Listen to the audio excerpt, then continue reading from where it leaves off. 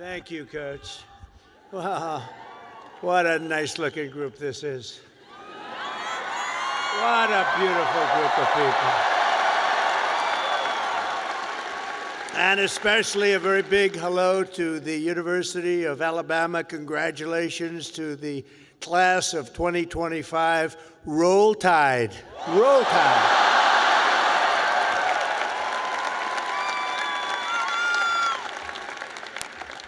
There are things that happen in life that are very important, and you always remember where you were when they happened. As a student at Alabama, you'll always remember where you were when your head coach, Nick Saban, retired. Remember that? Because he's done such a fantastic job. The last time I was here, and that's true with Nick, what a great coach. Let's bring him back. No, you have a good coach right now, though. You have a good coach right now. He was great. But the last time I was here, the Crimson Tide beat the Georgia Bulldogs 41 to 34. I was here, I got to watch it. That was some game. Today it's my pleasure to return to this campus as the first president ever to deliver the keynote commencement address to this truly great American university. It's a great school. And there's nowhere I'd rather be than right here in Tuscaloosa, Alabama, Titletown, USA. That's what it's become. And I love this place. Maybe it's because I won Alabama by 45 points. Could that be the reason? 45? You know, the way they say, the polls have closed in Alabama. Trump has won Alabama immediately. It was very quick. It was very, very quick and nasty. That's what we like. They put all 7 of your commencement ceremonies, I don't know if you know this, but they put them all together first time ever, so I better do well, or I'm in big trouble. But I want to thank President Bell for his 10 years of distinguished service, highly respected gentleman, but 10 years of service to this great university, overseeing the education of 100,000 proud Alabama graduates. That's something to have on your record. I also want to thank Alabama Governor Kay Ivey, who's here with us, and she's a fantastic. Where is she? Where is she? She's around here someplace. She's here. I just took a picture. I said, you're doing a great job, along with the very wonderful man, a friend of mine, Senator Tommy Tuberville. Where's Tommy? Tommy's great. When he wanted to run for the Senate, I said, well, you beat Alabama 6 times in a row. How can you run for the Senate? He said, well, I just look at him and I say, well, I was responsible for them getting Nick Saban. I said, that's a good reason. And he won, very easily he won, but I'll never forget that. Thanks also to a wonderful person, Representative Lisa McLean, a great person, great, highly respected. Gary Palmer, Robert Adderholt, Dale Strong, Ronnie Jackson, Ralph Norman, along with Lieutenant Governor Will Ainsworth, Alabama Attorney General Steve Marshall, Alabama Secretary of State Wes Allen, great people, Alabama Senate President Pro Tem Garland Gudger, Chancellor Sid Trant, and members of the University of Alabama Board of Trustees. But most importantly, and they would agree with this, let's give a big round of applause to your incredible parents, grandparents, and family members.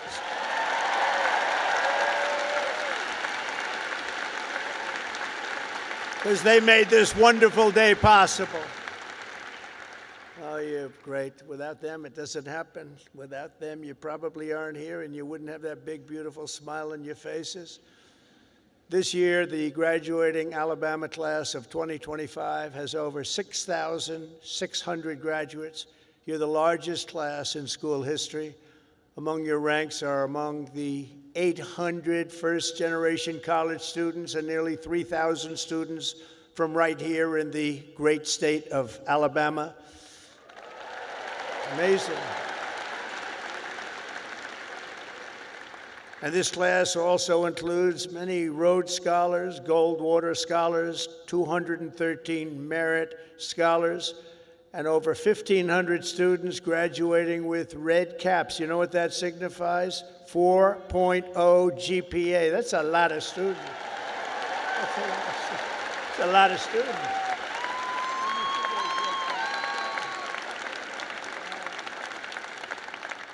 That's pretty good. I know who I'd pick. I'd look for a red cap. I say, I want you to work for the beautiful Trump administration, this lovely administration. In addition, the class of 2025 has nearly 130 active duty service members, veterans, and members of the University of Alabama, ROTC. Thank you very much. Thank you. Everywhere you look, you can see the fierce spirit of this school, but nowhere more clearly than in your world-class athletics. There's nothing like it. Probably there's no school like it. That's why I would like to recognize the 11 graduating seniors on the University of Alabama football team. Where may they be? Where are they? You just have to look, and they're about a foot taller than everybody else. Oh, great. Thank you very much. Congratulations. Great season. Thank you. Thank you. Great season. There is something truly special about the players, coaches, and the fans who pack the stands at Bryant-Denny Stadium and proudly sing Dixieland Delight. We like that. Alabama has changed college football forever and inscribed into the history books the names of Bear Bryant, Joe Namath, 4 Heisman Trophy winners, and of course, the great Nick Saban.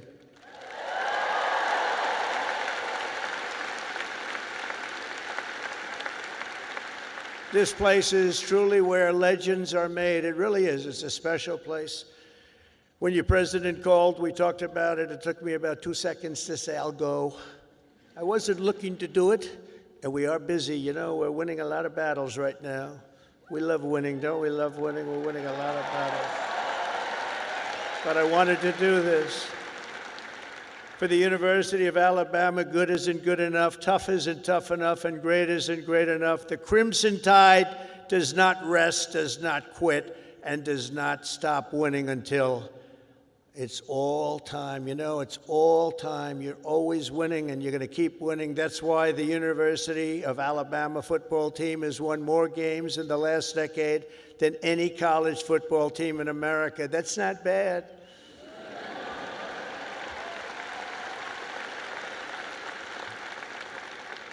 And it's why last fall you beat Auburn for the 5th year in a row. That's not bad. That's not bad. The University of Alabama has a brand, and that brand is winning. That brand is winning. Great school. Last year, the Crimson Chaos watched the Tide Hoops make it to the Final Four for the first time ever. And this year, you built on your incredible record and returned to the Elite Eight.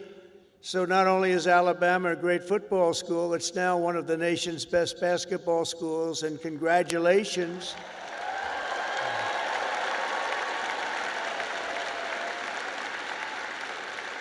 And I love sports, and I think I should have come here. I think I should have come here. Congratulations as well to the women's track and field team for winning 2 SEC titles this year. That's something. As long as I'm president, we will always protect women's sports. Men will not play in women's sports.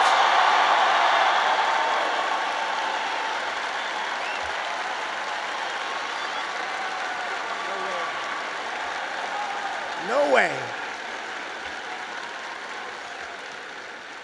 They say that's an 80-20 issue. No, it's a 97-3 issue, I think. No, men will not be playing in women's sports. I said that, and I classified it with a very powerful executive order. As you know, it's done. The class of 2025 was the first to enter the halls of this university in the aftermath of COVID-19. Following a difficult senior year of high school, many of you came here to Tuscaloosa from around the country, and for the very first time, you experienced something called freedom. You had freedom. So let's give a big round of applause to the leaders of this state who chose liberty over lockdowns. They did a good job.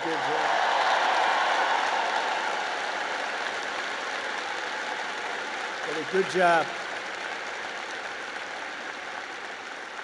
As you know, there are few campuses in the world more beautiful than this one, and there are few memories sweeter than the ones you have formed really at this capstone and at the capstone. You'll miss the beautiful sounds of Denny chimes, the excitement of lining the Walk of Champions, the Saturday tailgates at the Quad. As you graduate, it's natural to reflect on 4 years of happy memories, and you've really had happy memories here. You've done a lot of winning. Winning is a good thing to do. But today I'm also asking you to look forward to really something very, very bright and more promising, and it's going to be an even more promising tomorrow, I promise you that. You're the first graduating class of the golden age of America. We're in the golden age. You watch. This is the golden age.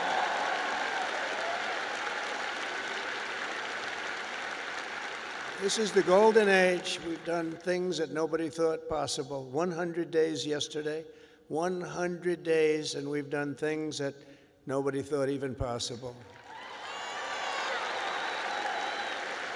Like many generations before you, you're graduating at an exciting time for our nation, a period of both extraordinary change and incredible potential and what will be unbelievable growth. You're going to see that very soon. You're going to see it starting very, very soon. The whole world is talking about it. Our country has always been defined by its ability to reform and reinvent itself, to meet the challenges of the next era. The last 4 years were not good for our country, but don't let that scare you. It was an aberration. We're run by people who truly, at that time, 4 years, we were run by people that didn't have a clue. They didn't have a clue. I'm trying to be nice when I say it that way. They allowed our beautiful USA to be laughed at, scorned, and taken advantage of by everybody. We were ripped off on trade by nations all over the world, both friend and foe, and oftentimes a friend was far worse on trade than the foe. But those days are over. You're at the start of something very, very big. You're going to see that very soon. Now, exactly 250 years after the first Patriots stood and fought at Lexington and Concord, we're in the midst of another kind of revolution, a revolution of winning and a revolution of common sense. Common sense.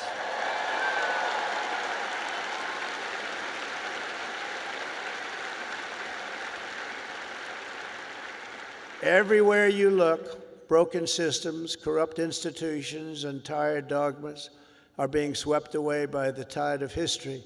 Ancient wisdom is being rediscovered, and the best and strongest traits of America are coming back for all to see, bigger, better, and greater than ever. Coming back, and they're coming back fast. The spirit of our age is one of boldness, vigor, ambition, and adventure, and it's exciting to be you and young. Oh, I'd pay you a lot of money to have your age. You have a great future. The people have rejected the voices of a failed establishment. You saw that in the election. We've turned the page on endless wars, crippling debt, open borders, ruinous inflation, and the lack of respect for our country and for its leaders. But we're turning that all around, and we're turning it around very fast. We will very quickly make America great again.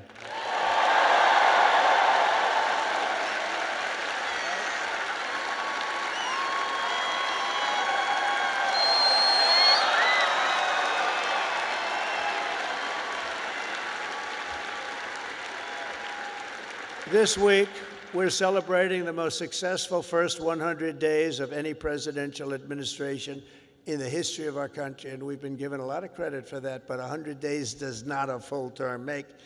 But we're going to do even better as we move along. In a matter of weeks, we've achieved the lowest number of illegal border crossings ever recorded.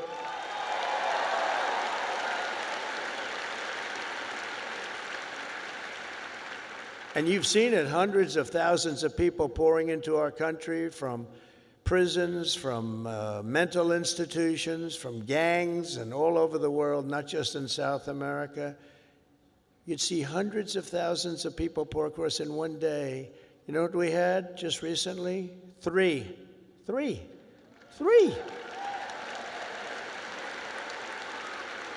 And we slashed the number of illegal aliens released into the United States by 99.999%. And you know, if that number is wrong, the fake news, which is all over the place today, is going to be correcting me before I get to the next sentence. Now, 99.999%, how about that? Nobody thought that was possible. They said you needed legislation. No, you just needed a new president. That's what you needed.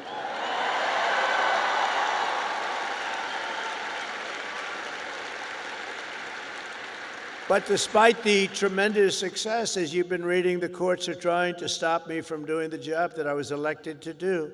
We won by millions of votes. We won all 7 swing states, 7 out of 7. We won 312 electoral college votes. They said, 270 would be great.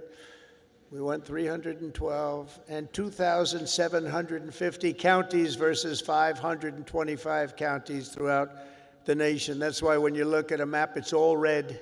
It's all red. Every inch of it is red, a little couple of blue dots. But they have to let us do the job that the voters want us to do. Judges are interfering, supposedly based on due process, but how can you give due process to people who came into our country illegally? They want to give them due process. I don't know. We've created 350,000 new jobs and brought core inflation down to its lowest level in many, many years. Energy is down. Look at your cost of energy, way down. Groceries are down. Even eggs are down. Remember I came in? Remember I was here a week and they started screaming at me, the fake news. Egg prices have doubled. I said, I just got here. I've been here for 4 days. I said, tell me about egg prices. They've doubled. Well, they didn't double under me. I just got there, and we did a great job. We brought down the cost of eggs. In fact, they said you won't have eggs for Easter. They wanted to we have a big Easter egg hunt at the White House. You saw it just take place. And they thought we should order thousands of plastic eggs. Plastic. I said, no, we'll do it. And we straightened out the egg situation very quickly. Our great Secretary of Agriculture did a fantastic job, and we had so many eggs we didn't know what the hell to do with them. And prices of eggs have gone down 87% since I took office. That's something, right? But the price of food has gone down, and mortgage rates are down, and gasoline prices just hit $1.88 a gallon in 3 states. Can you believe it? It was at $3.50. It was at $4. We're drilling. Oh, we're drilling. You know, drill, baby, drill, right? We drill, baby, drill. We do that. We got it down. We have it going good. And, you know, when energy drops that much, you don't have much inflation. It's hard to have inflation. It was just announced that in the first quarter, investments in the United States are up 22%, that we're leading the whole world in investment. Everybody's pouring into our country with big dollars.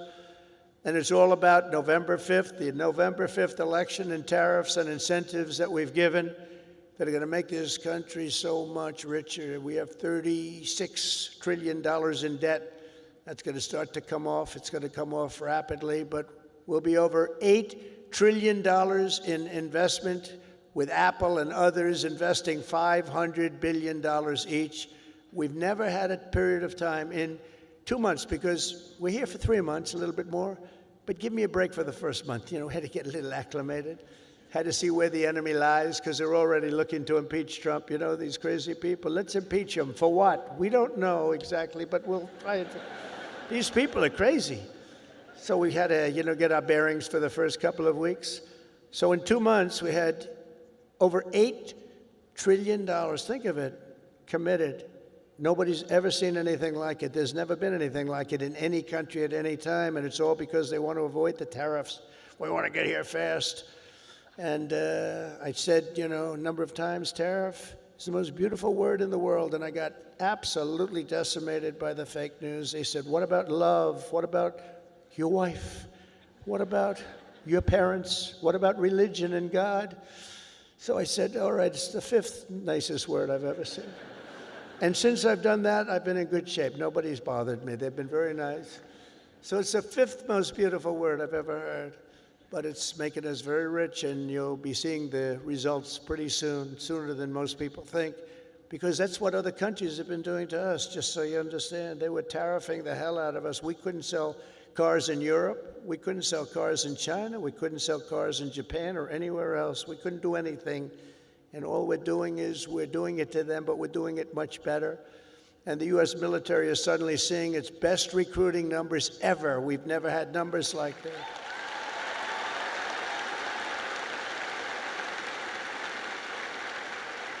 We now have waiting lists because there is such incredible spirit in our country. There's a great spirit. And just think, 6 months ago, and you remember, and it was embarrassing, before the election, 6 months ago, we were hearing and reading that numbers of those joining our military were at the worst levels ever. We've never had anything like it, right? You remember that? And now they're at the best levels ever. We have waiting lists to get into the military. We couldn't fill the positions, and that included in our police forces, our fire departments. We love our fire departments also. We can never forget our fire departments. But our police forces were begging for help. And now they're brimming over with people and applicants, and they're getting great ones. It's amazing what's taken place, and that's really the spirit. Each of the graduates in this arena will soon have the chance to help lead this project of national renewal. And that's what it is. It's a national renewal. We suffered so badly for 4 years. We had one of the greatest economies. We actually had the greatest economy in the history of our country during the first term of Trump. And then we got hit hard with inflation. During the Biden economy, it was horrible. We were hit so hard. The worst probably ever. They say 48 years. We'll accept that. But I would say ever. You'll embrace this moment, and you'll step forward with strength and grit, faith and patriotism to put America on a new trajectory for your children. And then you'll take your place among the greatest generations in the history of our country. I think you have a chance to be the greatest generation in the history of our country because we're turning it around, and you happen to be available. You're available.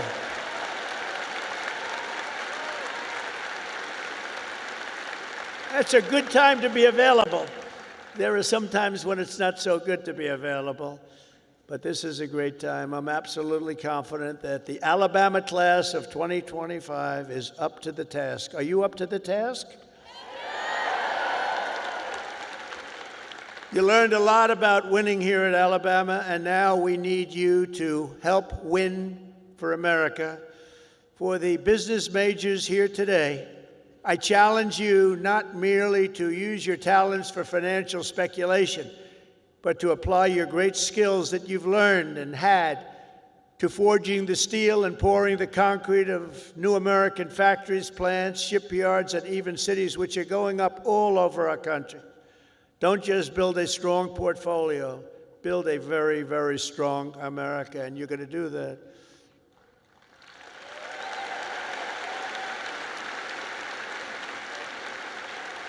To the engineers, brilliant you are, technicians, scientists, and math majors, we need your Alabama spirit and competition to keep our country at the forefront of every single domain.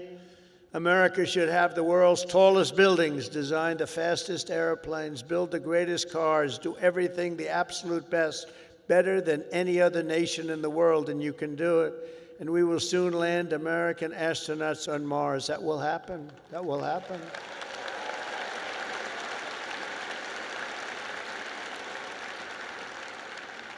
In every field you have studied, there are problems to be solved and breakthroughs to be made. To the journalism majors, of which I've had a lot of problems with. So I must be honest. I'm not sure I like them. No, I do. But you're really leading a very thing because we need a great and free press. We need a brilliant press. They're like a watchkeeper. They're very important, and you can go out and take it down a new track, help save the country. So important.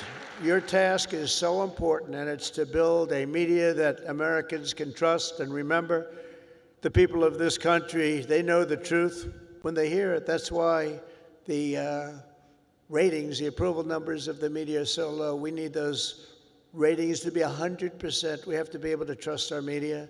They say you have to have that. You need strong, strong borders, and you need really free, fair, clean elections. You need those things, but the media is a big part of it.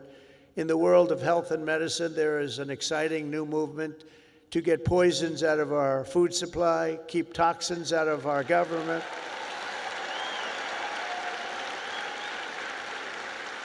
Clean out our environment and make America healthy again. And I think Bobby's going to do a great job, don't you? I think so. I think he's the guy we needed. And in government, it is the task of your generation to replace bureaucracy, graft, and waste with a new system that defends American freedom. These are big tasks before you, but the reward for your hard work will be the United States of America is stronger, prouder, better, and more unified than ever, ever, ever before. It's going to be.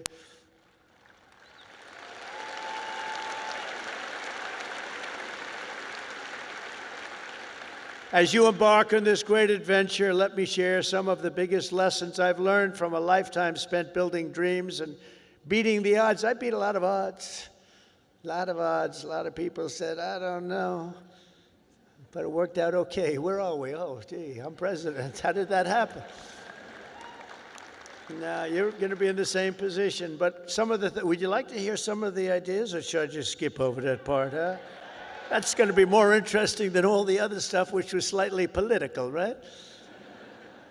I'm going to give it to you, though, just as I see it and as I've learned it, the hard way and the easy way. First, if you're here today and think that you're too young to do something great, let me tell you that you are wrong. You're not too young. You can have great success at a very young age. You're all very young. In America, with drive and ambition, young people can do anything. I was 28 when I took my first big gamble to develop a hotel in Midtown Manhattan, the Grand Hyatt, and it worked out incredibly well. But I was very young at the time. I was like a very young person in sort of an old person business. Steve Jobs was 21 when he founded Apple. Walt Disney was 21 when he founded Disney. James Madison, James Monroe, Alexander Hamilton, Thomas Jefferson. They were no older than 25 when they began the journeys that etched their names into the history books for all time. So to everyone here today, don't waste your youth. Go out and fight right from the beginning, from the day you leave this incredible university. Go out and fight tough, fight fair, but go out and fight. You're going to be very successful because now is the time to work harder than you have ever worked before. Push yourself further than you have ever pushed yourself before. Find your limits and then smash through everything. Go and smash through. You've watched that football team smash through. You're going to do the same thing. You're at the age when you have the time and vitality to do really incredible things. If you just give it your all. You'll look back and a decade from now, you'll be astounded by what you've achieved. You'll remember this day. You'll remember when the guy named Trump was giving the commencement address and he said I could do it, and guess what? I did. I think you're going to remember that very fondly. I hope so.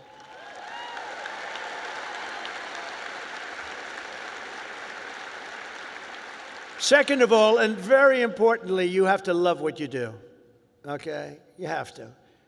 I rarely see somebody that's successful that doesn't love what he or she does. That's way you really like work isn't work. It's fun. I find it fun. I work all the time, and I find it fun. If I didn't find it fun, I wouldn't be successful, whether it was real estate or in showbiz. I had a lot of different careers, but I loved real estate so much, and I was very successful at real estate because I loved it. I learned a lot from my father because I watched him work. He worked he was a workaholic. He loved to work. He's a good man. He was a tough guy, tough as hell, actually. Now that I think back, I don't know if you could even get away with that nowadays. He was tough, but he was a good man, I'll tell you. And he worked 7 days a week. He worked Saturdays, Sundays, it didn't matter. And I learned by watching him, he loved his life. He loved what he was doing. He had a great long-term marriage, a long, many years. He beat me on that one. No, mine are very successful, but they haven't lasted quite as long. It was close to 70 years. That was a long time. I said, Pop, you beat me on that one. But you know what I learned from him? That he loved life, and all he did was work. I see people that don't work hard, and they're miserable. So go out and find. But he loved what he was doing, and you have to find something that you love, and you have to follow your own instincts. Listen to your parents. They're very wise, but you have to follow your instincts and your heart, your soul, and you want to be the very, very best you can be. Treat every day like a home game against Auburn. Fight like hell and enjoy doing it, and your coach can tell you all about that. Third thing is to think big. You know, you're going to do something, you might as well think big, because it's just as tough. You can think small. I know a lot of people, they thought small. They're very smart. I know others that weren't nearly as smart, but they had a better picture of the big picture, because it's just as hard to solve a small problem as a big problem, and it's just as much energy and everything else, except the result is going to be a smaller one. So love what you do, but think big if it's possible. Now, if it's not possible, that's okay too. You do something, you have to do something that you love. You will have all the same headaches and challenges, all the same delays and setbacks, so you might as well do something that's just amazing. America doesn't aim small, Alabama doesn't aim small, and neither do you. So think big when possible, think big. Fourth is work hard. Work hard. Never, ever stop. An example is a great athlete, actually, Gary Player, golfer, great golfer. He wasn't as big as other men. He was actually on the small side. Don't tell him that. Friend of mine, don't tell him that, because he doesn't understand that. But he worked very, very hard. He made up for it. He never stopped. He won 168 golf tournaments. Think of that, 100. I said, Gary, you're winning like every weekend. Do you ever choke or anything? I don't know what choke means. And he made a statement years ago that I read, and I thought it was sort of an incredible statement. He said, it's funny, the harder I work, the luckier I get, right? Think of that. The harder I work, the luckier I get. So you really have to work hard, and you're going to be successful because you have the talent. To get into this school is not easy. To get through it is even more difficult. You have a lot of talent. Fifth is don't lose your momentum. You just want to keep it going, and you have to know if you are losing it, you have to know when you're losing it, so maybe you stop, and maybe it's time to stop. Listen to the feedback, think through your plan very carefully, and keep moving fast. The word momentum is very important. I mean, I'll just tell you a little story about a great real estate developer named William Levitt. He built Levittown. Some of you might live in a Levittown. He was the biggest developer in the whole country in the 1940s and so. And he built these jobs. He started with one house, then 2 houses, then 20 houses, then thousands and thousands of houses. And a company, Gulf and Western, came along, and they said, we're going to make you an offer to buy your company. And they offered him a lot of money, more money than he ever thought he could make. And he retired, lost his momentum. He retired, and he led a beautiful life. He had a wife, I must tell you. It was a second wife. It was a trophy wife. What can I say? I don't like telling you everything, but we're all friends, right? Can we talk? We're all friends. He had a trophy wife.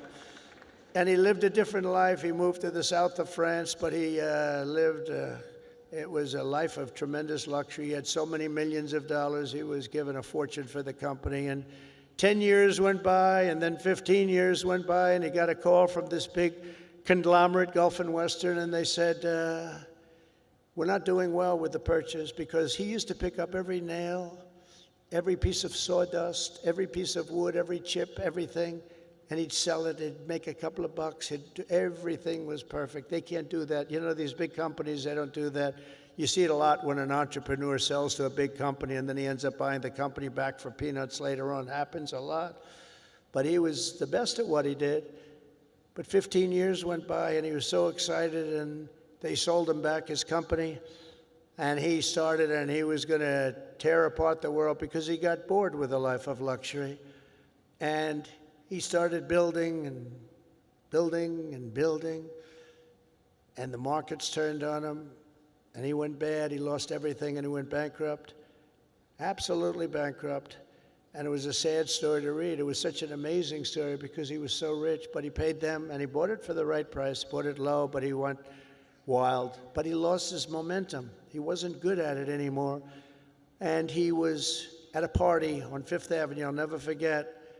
And it was a party of a very, very powerful man who was having the party in a magnificent apartment overlooking the park.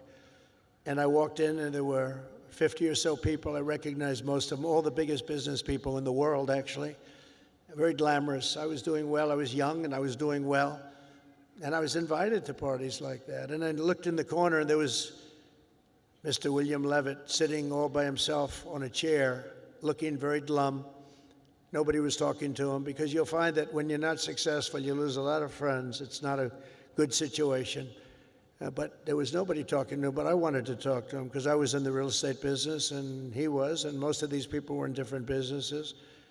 And I went over and talked to him, and I said, "How are you, Mr. Levitt?" He goes, "Donald?" He knew who I was. "Not well. I'm not well." I said, "So can you come back?" He said, "No, son, I lost my momentum. I shouldn't have done it. I lost my momentum." And I never forgot that expression. He lost his momentum. If he would have kept going, instead of selling and relaxing and going into a different life, he probably would have been 3 times bigger than he was, but he lost his momentum. And you have to know when it's your time. I mean, there'll be a time when you do lose. You see it with fighters. You see it with a lot of people. They have a great record, and they retire, and then 4 years later they say, "I'm going back. I can beat that guy," and they get knocked to hell. And it's not good. It's not good. So he lost his momentum. You have to know when your momentum time is up. I call it momentum time. But follow your momentum. It's a very important word. You don't hear it from too many, but I've seen it. I've seen it a lot. Number 6, if you want to change the world, you have to have the courage to be an outsider. In other words, you have to take certain risks and do things a little bit differently. Otherwise, if that weren't the case, everybody would be successful. It doesn't work that way. Progress never comes from those satisfied with the failures of a broken system. It comes from those who want to fix the broken system. And you'll make the bigger money, you'll make the more success by acting that way. The other way may be more secure, but if you want to go to the top, you're just never going to do it unless you break the system. Change is never easy, and the closer you get to success, the more ferociously those with a vested interest in the past will resist you. They want to resist. So I just say, trust me on that, because I know you really do. You have to break the system a little bit and follow your own instincts. But if your vision is right, nothing will hold you down. Nothing. You have to have the right vision. If you look at some of these internet people, I know so many of them. Elon is so terrific, but I know now all of them, they all hated me in my first term, and now they're kissing my ass, Do you know? It's true. All of them. It's true.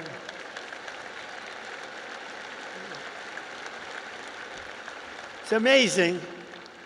It's nicer this way. Now, in the first, they didn't know what happened because I won an election that, there was never a businessman that won a presidential election. Out of 100%, 8% were generals and 92% were politicians. Not even admirals, not even just generals. There were 8 generals: General Washington, General Grant, General Eisenhower. But 8% were generals and 92% were politicians. And when I ran, everyone said, well, he can't win. He's a businessman. That's not going to work. And, but you have a natural instinct for things. I guess I had a natural instinct. I said to somebody, was I a better businessman or a politician? And they said, well, there are a lot of guys that made a lot of money, but there's only one guy that became president that was a businessman, so I guess you're a better politician. But I don't think of myself as a politician. I think of myself as a businessman, and I'm proud of that. And I've applied business instinct, and that's why I think you're seeing us doing so well.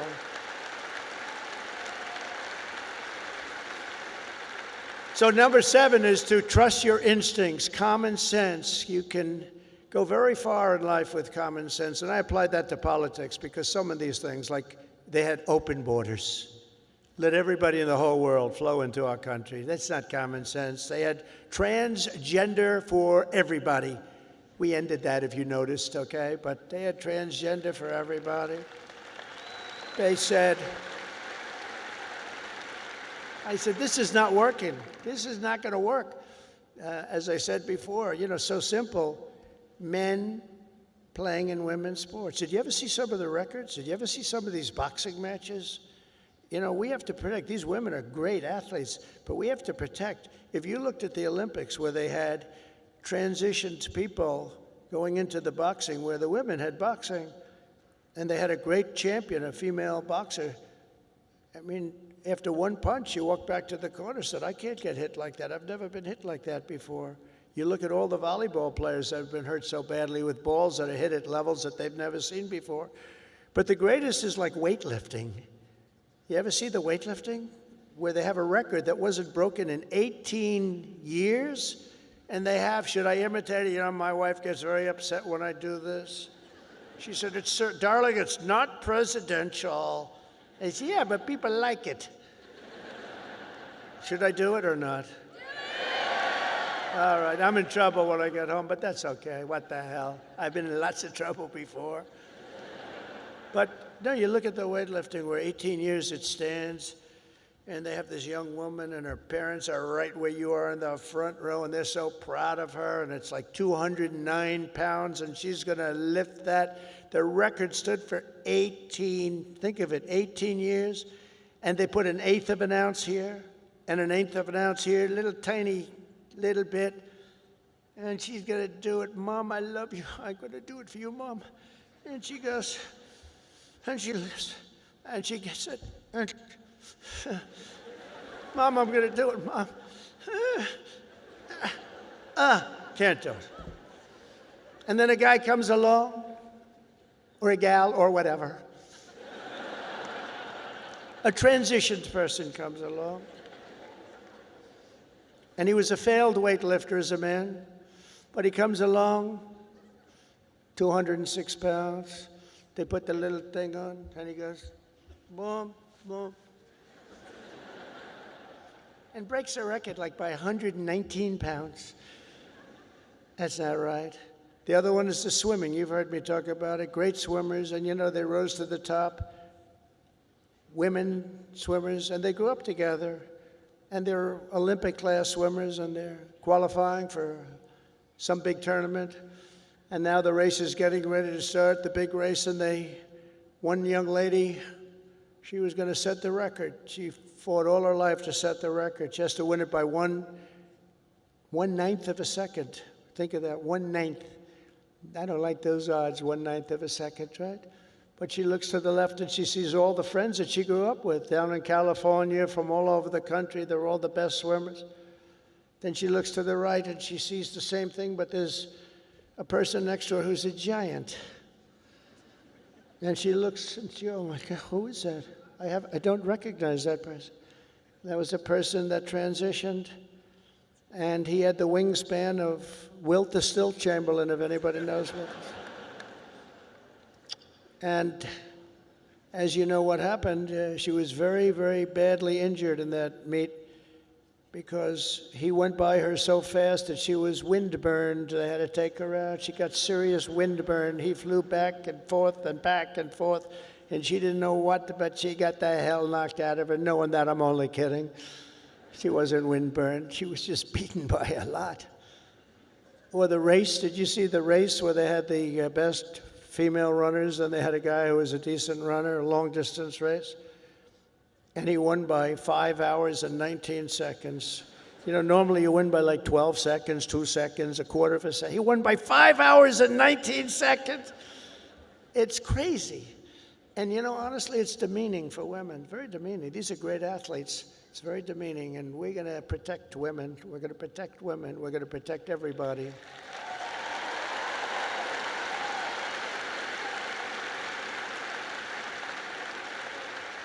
So now that I'm in trouble with my wife, I'm going to blame the University of Alabama for asking me to go through with that stuff. But it's pretty descriptive, isn't it, really?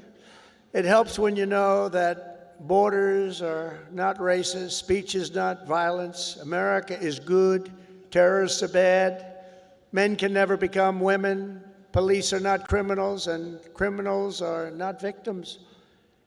Eighth, everybody should believe.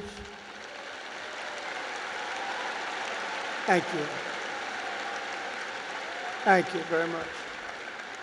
Everybody should believe in the American dream. It's real, it's there, and it's right before you. We're coming back to the American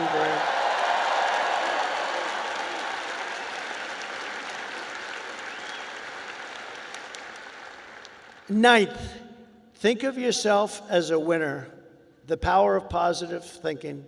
Dr. Norman Vincent Peale, from many years ago, wrote a book, The Power of Positive Thinking. And there is a lot to it, the power of positive thinking. Don't consider yourself a victim. Consider yourself a winner. In recent years, too many of our young people have really been taught to think of themselves as victims and blame people and be angry. Don't be angry.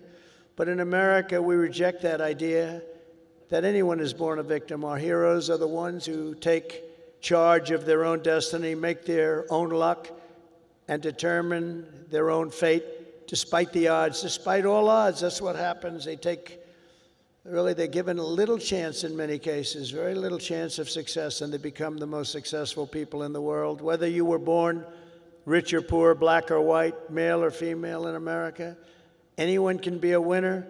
And our whole country will be cheering you on, and I'll be at the front of the line cheering you on, especially because you come from this incredible university.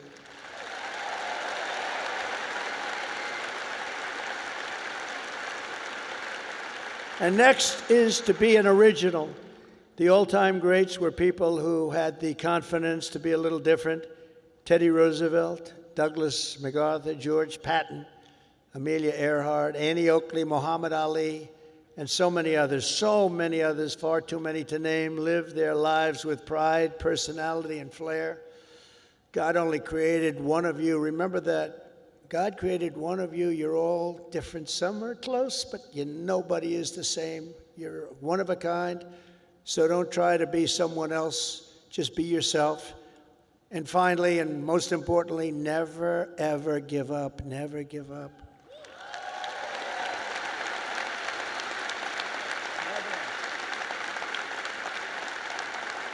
Never give up.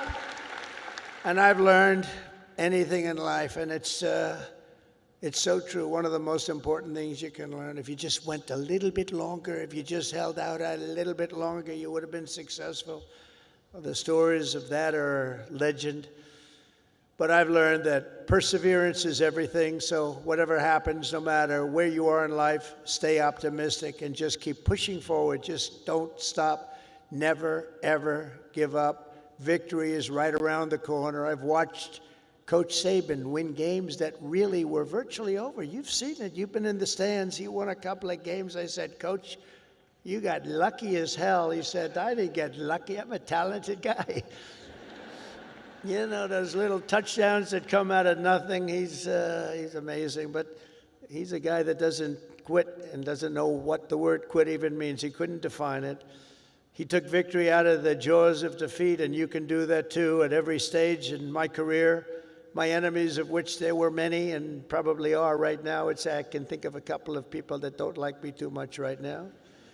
But they said that they have to do everything they can to keep me from winning, to keep me from making it. And I'm representing you, so I have to make it. I have big shoulders, but these are big shoulders. I have to win for you. I'm not winning for myself. I'm winning for you. Do you remember when they said that Donald Trump will never become president of the United States? Remember Barack Hussein Obama said that? Barack Hussein Obama. Donald Trump will never be president. Like 50 other politicians said that. Where are they now? Oh, let me see. Oh, there they are. Where are they now? But here I am standing before you as the 45th and 47th president.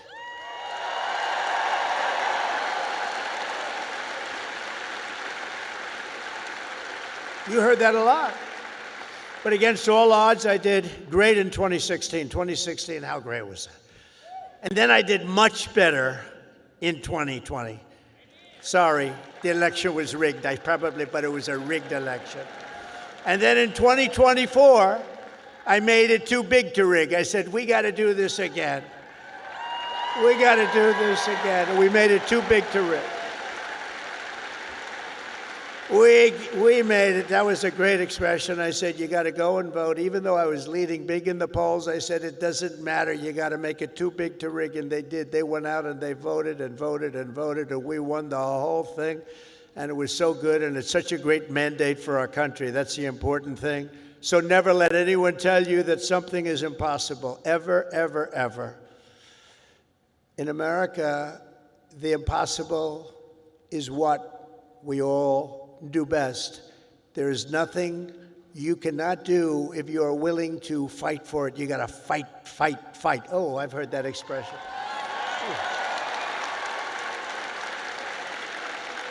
Funny. That's not here. That's not here on the actually, most of what I've said tonight is not on the teleprompter. That's all right. Isn't it nice to have a president that doesn't need a teleprompter and can sort of have a little fun? Because I feel that this is home. You know, it's been such a great state for me. I feel it's home. When they said Alabama, I said, that has a good ring to me.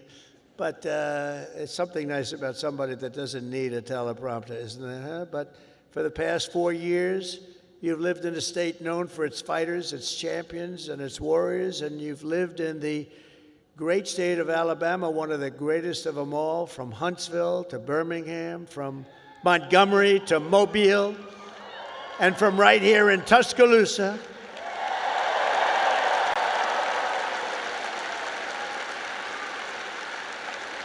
To the gleaming shores of the Gulf of America.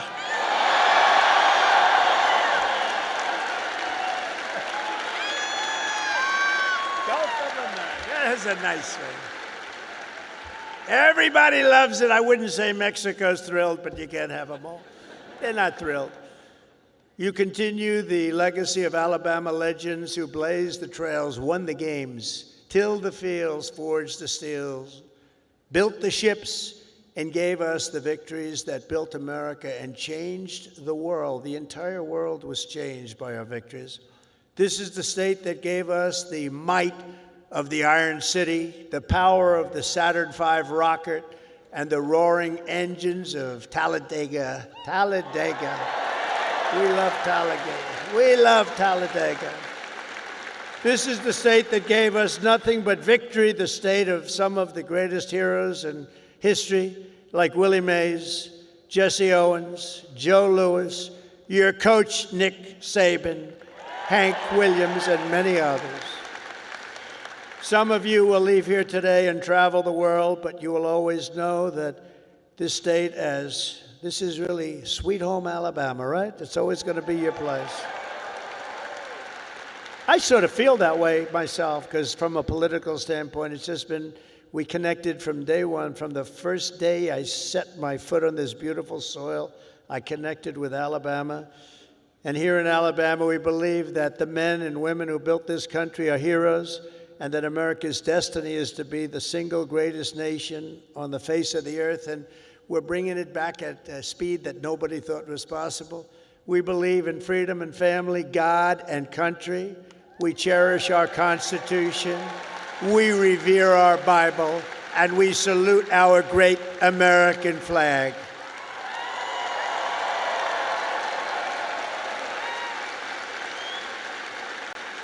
We honor our police, we respect our veterans, and we always stand for our one and only national anthem. We love our national anthem.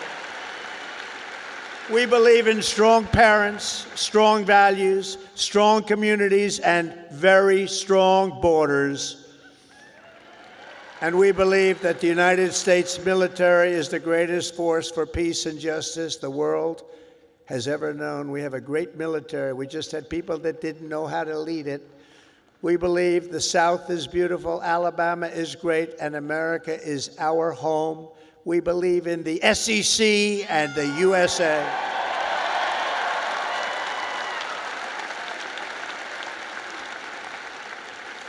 Graduates of the Alabama class of 2025 standing here before you in this magnificent arena, it is clear to see the next chapter of the American story will not be written by the Harvard Crimson. It will be written by you, the Crimson Tide. True. That's true. That's true.